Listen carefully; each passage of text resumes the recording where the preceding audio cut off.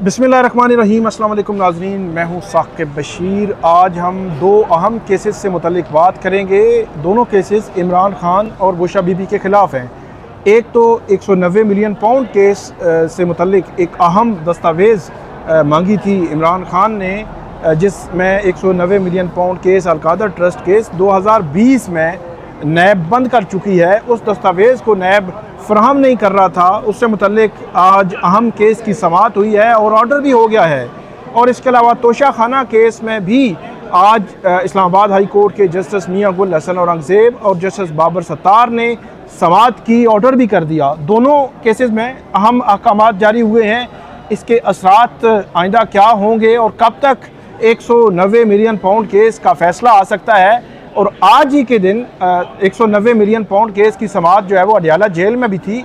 वहाँ पर क्या हुआ ये भी आपको जो है वो अपडेट करेंगे। आप हमारे साथ रहिएगा। अली हमज़ा से पूछेंगे कि अली हमज़ा ये बताएं कि आज तोशा खाना से शुरू करते हैं।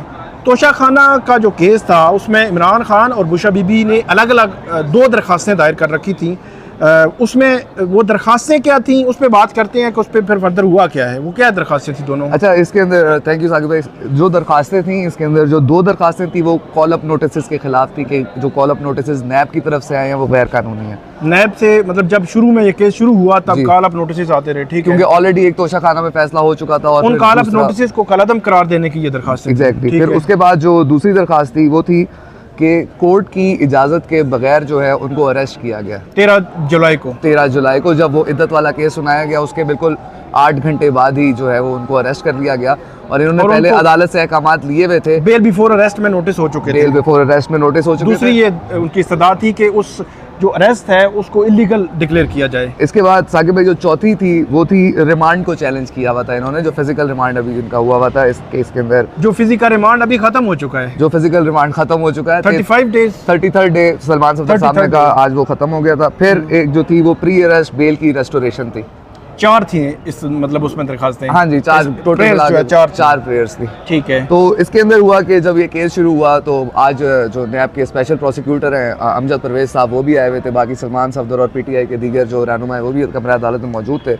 तो आके बताया गया, जस्टिस जो थे नैब के एक प्रोसिक्यूटर थे उन्होंने बताया कि जो अलकादर ट्रस्ट केस है उसके अंदर बाकायदा रेफरेंस जो है अब वो अलकादर नहीं तोशा खाना के अंदर 2.0 जो है उसके अंदर जो है रेफरेंस आ गया है। उन्होंने कहा रेफरेंस कब आया, उन्होंने कहा जी कल आया रेफरेंस। तो उन्होंने कहा रेफरेंस का नंबर क्या है, उन्होंने कहा रेफरेंस का नंबर अभी नहीं लगा, क्योंकि नैब का एक असूल है जब अकाउंटेबिलिटी कोड में रेफरेंस आता है तो उसकी पहले स्क्रूटनी होती है, देखा जाता है इसके पेजेस पूरे हैं और स्टेपल सही तरह से हुआ हुआ है।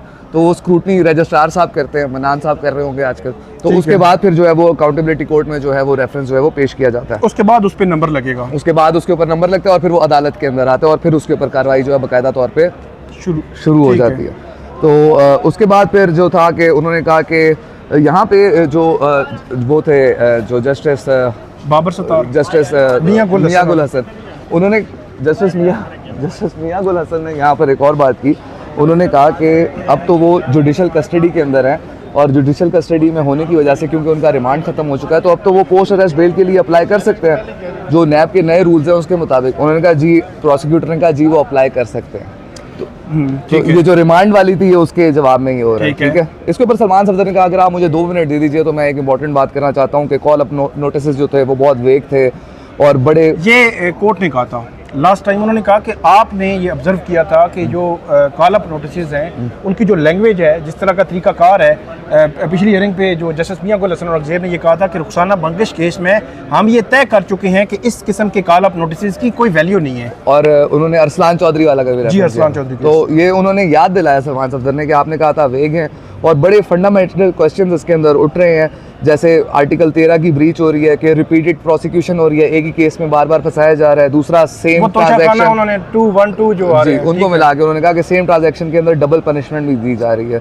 तो उसके बाद ये था कि उन्होंने कहा कि इन्होंने ये भी कहा कि इन्होंने नैब ने ये भी कहा कि इन्होंने इन्वेस्टिगेशन ज्वाइन नहीं की, हालांकि इन्वेस्टिगेशन इमरान खान और बुशरा बीबी जो थे जो उनका फिजिकल रिमांड था उसके अंदर ज्वाइन कर चुके थे, ठीक है। तो इसके ऊपर जस्टिस मियां गुल हसन औरंगज़ेब ने फिर आईओ से पूछा कि जी आईओ साहब आप बताइए इन्वेस्टिगेशन उन्होंने ज्वाइन की है।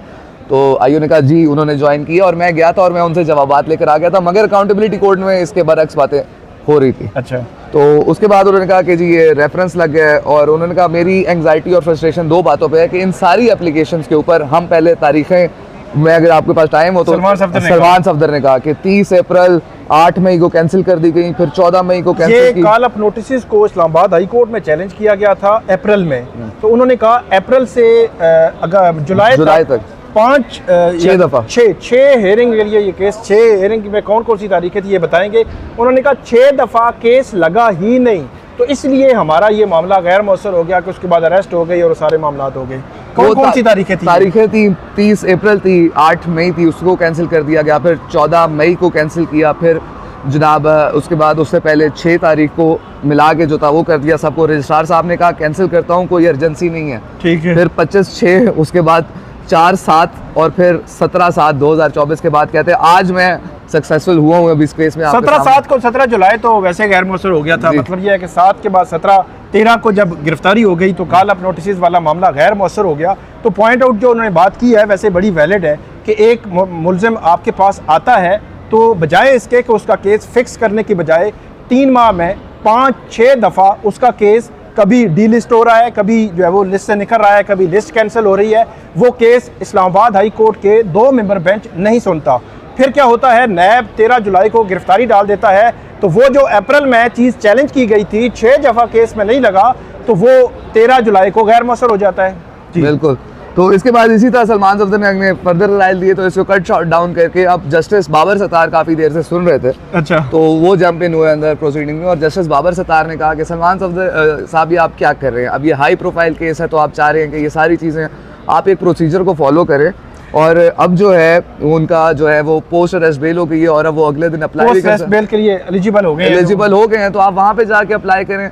हाई प्रोफाइल केस है, और इसके ऊपर आपने मेरा एक नोट भी लिखा हुआ है इसके ऊपर कि जो कोई once you are arrested there is no concept of post arrest bail, यानी कि जो मुझे समझ आई है, करेक्ट मी, हाँ, प्री अरेस्ट बेल का कोई कॉन्सेप्ट नहीं है कि अगर आप पहले से किसी केस के अंदर हैं तो दोबारा अगर केस में आपकी गिरफ्तारी डाल दी जाए तो उसकी, मतलब बाबर सत्तार जो है उनका व्यू ये है, और बड़ा क्लियर व्यू है, बहुत सारे जजेस का व्यू है, लेकिन बाज़ औक़ात एक जज जो है वो एक अलग व्यू ले रहा होता है, लेकिन बाबर सत्तार साहब का व्यू ये है कि एक मुलज़म एक केस में जब गिरफ्तार हो जाए तो उसको बाकी सारे केसेस में गिरफ्तार तस्वुर किया जाएगा, और गिरफ्तार तस्वुर होंगे।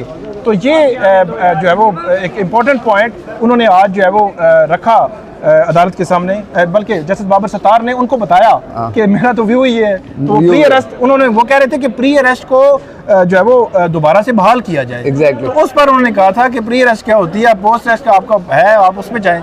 और इसके बाद फिर उन्होंने जो जितनी दरखास्तें थी वो सारी कुछ इनके अंदर से इन्फेक्चर्स हो गई, और फिर ये वाला केस जो खत्म हो गया। उसके बाद फिर सेकंड जो था वो अलकादर ट्रस्ट केस था, और इसमें चारों दरखास्तें, मतलब जो इमरान खान साहब ने गिरफ्तारी कलअदम करार देने की इस्तदा की थी वो भी उन्होंने कहा गैर मौसर हो गया, क्योंकि अब तो रेफरेंस दायर हो चुका है।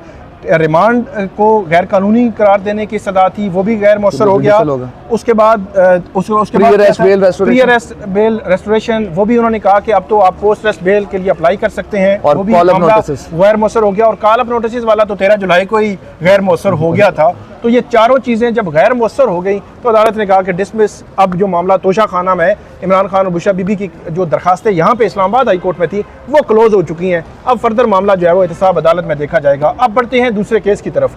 ये है 190 मिलियन पाउंड केस। इसमें इमरान खान ने ये इस्तदा की थी कि अप्रैल 2020 में नैब की एग्जीक्यूटिव बोर्ड जो की मीटिंग में ये केस क्लोज कर दिया गया था। इसके हवाले से जो तफ्तीशी अफसर हैं उनसे जब जरा की गई इसी केस में, अभी भी जरा रहती है, तो उसमें उन्होंने ये इंकशाफ किया, ये जैसे बाबर सत्तार कह रहे हैं, इमरान खान की जो दरख्वास्त थी कि जो एग्जीक्यूटिव बोर्ड की मीटिंग हुई थी, केस क्लोज हुआ था, उन्होंने कहा कि हमें दस्तावेज़ात फराहम की जाएँ। तो आज की समाअत में फिर क्या हुआ इसमें? उन्होंने पिछली मंडे वाली समाअत को कहा था कि जो रिकॉर्ड है वो लेकर आए EBM का, और साथ में स्टे दिया था फाइनल वर्डिक्ट करने से अकाउंटेबिलिटी कोर्ट को। तो आज जब कमरा अदालत में आए तो अमजद परवेज साहब जो थे उन्होंने आते साथ ही कहा कि ये जितना भी रिकॉर्ड था वो सारा हम ले आए हैं, और अब हम अदालत के रूबरू भी पेश कर रहे हैं, अदालत के सामने भी, और हम ये सलमान सफदर और इनकी जो टीम है उसको भी सारा रिकॉर्ड दे रहे हैं। और उन्होंने कहा कि इसके अंदर वो जो एक सीवी थी, एक इंक्वायरी थी अली रियाज, जिसके अंदर केस अप्रैल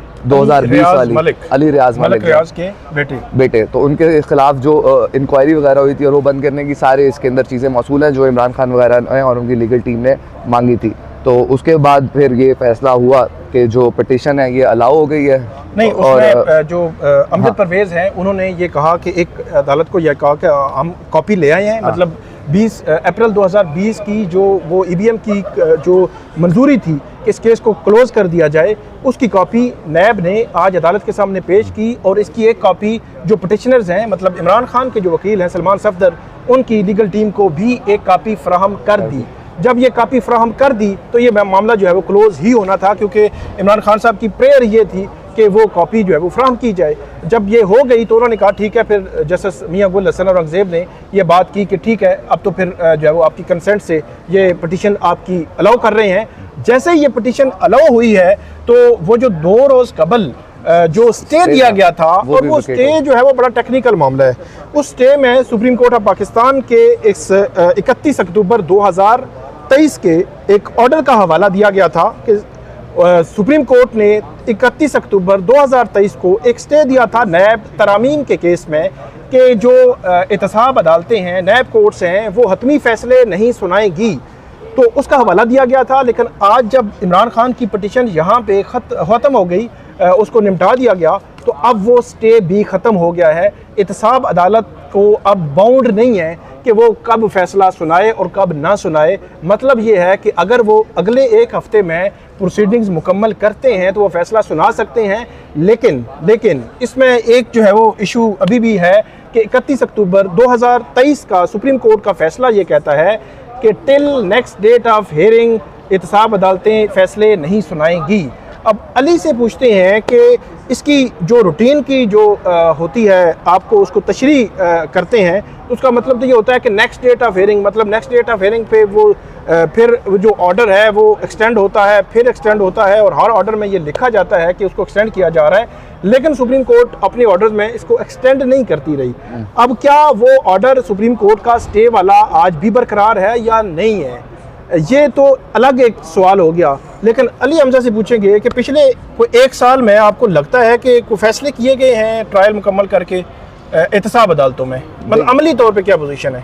पिछले 1 साल में 31 अक्टूबर के बाद से जितने वहाँ पे करीबन 80 के करीब हाई प्रोफाइल केसेस चल रहे हैं, जिनके अंदर इस्लामाबाद की एहतसाब अदालत में, इस्लामाबाद की एहतसाब अदालत में, और उसके अंदर किसी केस के ऊपर वर्डिक्ट नहीं दी गई, बल्कि कोर्ट ने तो कहा था कि प्रोसीडिंग्स जो हैं वो जारी रह सकती हैं, आप जिरा कर सकते हैं, क्रॉस कर सकते हैं, सब कुछ कर सकते हैं, मगर देखा ट्रायल कर सकते हैं, फैसला नहीं दे सकते, ट्रायल कर सकते हैं, फैसला नहीं कर सकते। मगर देखा ये जाता है जब भी हम वहाँ पर जाते हैं कि वकील आते हैं डिफेंस के और वो आगे कहते हैं जी 31 अक्टूबर का स्टे हुआ है, उसके बाद आप डिसीजन तो ले नहीं सकते, तो इसलिए अर्जन नहीं करते, इसलिए अर्जन करते हैं। और फिर उनके अंदर जो देखा गया, और वो अर्जन कर भी देते हैं इस बात पे, दो 3 महीने की डेट्स मिलती हैं। अच्छा, यानी जो बड़े बड़े केसेस हैं, अब आप पिछले पूरे अगर 10 महीने निकाल दें तो उनकी 3 से 5 दफ़ा टोटल समाअत हुई होगी। अच्छा, इसके अंदर देखें एक और इम्पॉर्टेंट बात ये भी है, कल भी ये बात हो रही थी कि बीच में नैब ने काफ़ी ज़्यादा केसेस को विड्रॉ भी किया, एहसन इकबाल साहब वाला वो भी विड्रॉ हुआ, ठीक है।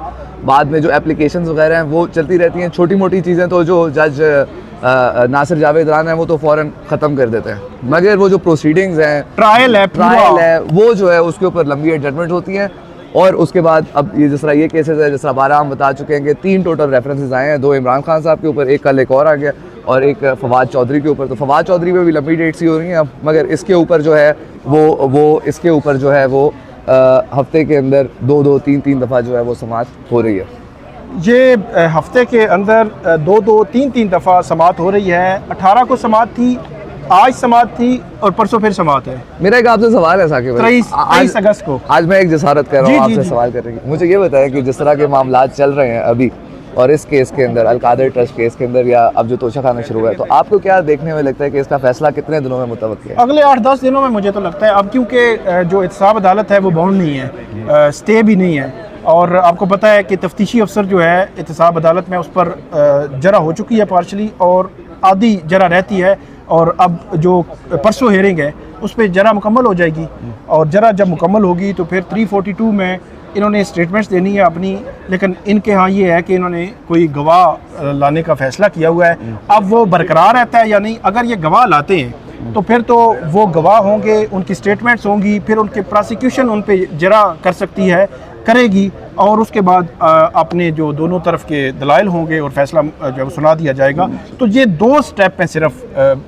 यानी कि अगर इनका गवाह ना आया तो 2 से 3 प्रोसीडिंग्स होंगी। जी जी बिल्कुल, 2 से 3 प्रोसीडिंग्स में अगर गवाह आ भी गए तो मेरे ख्याल 4 हो जाएंगी, 5 हो जाएंगी। तो आपको पता है हर तीसरे दिन समाअत होती है, तो इससे हिसाब से 12-14 रोज़, अगर ज़्यादा से ज़्यादा 2 हफ्ते आप 3 हफ्ते कर लें तो अगले 20-22 रोज़ में फैसला आ सकता है। तो इस अगस्त के अंदर एक और सेंटेंस आ सकती है। जी, सेंटेंस आ सकती है। और ये एक फैसला जो है वो फैसला होने के लिए, केस का फैसला होने के लिए तैयारी है, और एक नया केस जो है वो भी लूप में है कि जैसे ही ये फैसला जो है करीब होगा उस पर नोटिस हो जाएंगे, बल्कि उससे पहले नोटिस हो जाएंगे, क्योंकि तोशाखाना में लग रहा है कि जो नेक्स्ट वीक में जो केस है वो उसमें नोटिस हो जाएंगे। उसकी वजह अभी रेफरेंस पे नंबर लगना है, नंबर लगेगा जैसे ही, तो नंबर लगने के बाद उस पर नोटिस होंगे इमरान खान और बुशरा बीबी को। तोशाखाना 2 की बात कर रहे हैं। अच्छा, नोटिस होंगे, फिर आएंगे, इनको कॉपीज दी जाएंगी, फिर फ्रेमिंग ऑफ चार्ज और चीज़ें जो है वो आगे बढ़ेंगी। लेकिन बहरहाल जो है वो एक मुस्तकिल मिजाजी नज़र आ रही है एहतसाब अदालतों में भी, और जो नैब है उसमें भी। और मैं तो कहता हूँ कि नैब जिस फुर्ती से ये केसेस बनाता है, यही केसेस नवाज शरीफ साहब के ख़िलाफ़ भी बने, यही केसेस एहसन इकबाल, कल हमने जो आपने खबर ब्रेक की कि एहसन इकबाल के ख़िलाफ़ जो नारोवाल स्पोर्ट्स सिटी जो कम्प्लेक्स का रेफरेंस था, अगरचे वो इस्लामाबाद हाई कोर्ट की ऑब्जर्वेशन थी 2022 की, जिसकी बुनियाद पर उन्होंने विड्रॉल डाली थी और वो एक्सेप्ट हुई नैब की एप्लीकेशन, लेकिन उस पर जितना हमने बोंचाल देखा, जितना पैसा लगा प्रोसिक्यूशन का, जितना उसको उठाया गया, उतना उसके खिलाफ जो है वो एहसन इकबाल को पता नहीं क्या क्या जो है वो कहा गया। शाहिद खान अब्बासी, एहसन इकबाल, इसके अलावा नवाज शरीफ, मतलब उन केसेस में जितनी स्पीड से वो केसेस बनाती थी नैब, उससे डबल ट्रिपल के 10-20-100 गुना ज़्यादा स्पीड से वापस लिए गए।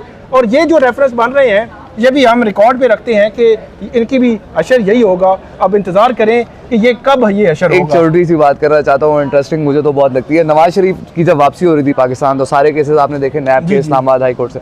अब एक केस जो था ना उनका, वो केस था गाड़ी वाला। जी जी। अब वो जो गाड़ी वाला केस था उसमें नैब दरखास्त दे चुकी है कि ये तोशाखाना से नहीं ली गई थी, ये नैब बता रही है अपनी इंक्वायरी। ये गाड़ी जो है ये फेडरल कारपूल से ली गई है, मगर उस केस के अंदर नैब ने कहा है कि इनका कोई लेना देना नहीं है तो इनको माफ कर दें। मगर अकाउंटेबिलिटी कोर्ट से अभी तक उसका एक्विटल पिछले कोई 5 से 6-7 महीने में नहीं हो रहा। अच्छा, यानी नवाज शरीफ को भी सारों में निकाल के एक जो है वो पता नहीं क्या वजह रखा हुआ है, एक रखा हुआ है, केस रखा हुआ है। इंटरेस्टिंगली जो बहरहाल छोड़ दें, अब लंबी बातें हम नहीं करते। तो बहुत शुक्रिया अली आपका, दोनों केसेस के हवाले से आपको अपडेट दी। अडियाला जेल में भी परसों समाअत है, आज जो है वो उस पर आर्गूमेंट्स नहीं हो सकी, उस पर जरा नहीं हो सकी तफ्तीशी अफसर पे। अब परसों के लिए होना है, तो परसों से ऑनवर्ड आपको ये केस स्पीड में आगे जाता दिखाई देगा, और एक और जो है वो केस पीछे जो है वो आता हुआ दिखाई देगा। तो ये आज की अपडेट थी, उम्मीद है आपको पसंद आएगी। इस पर फीडबैक दीजिएगा। अल्लाह हाफिज़।